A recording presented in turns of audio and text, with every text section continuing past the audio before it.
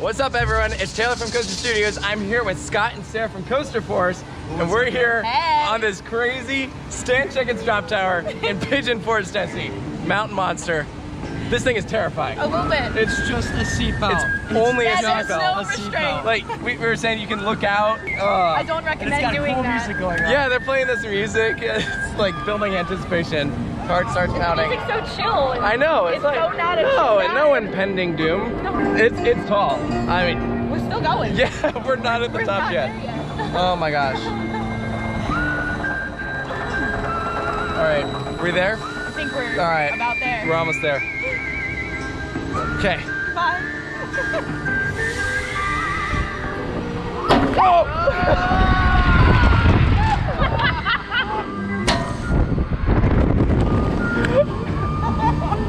See, and I know where the song it drops. It's still It's the same point in the song. Oh man. And it grabbed you again. Yeah.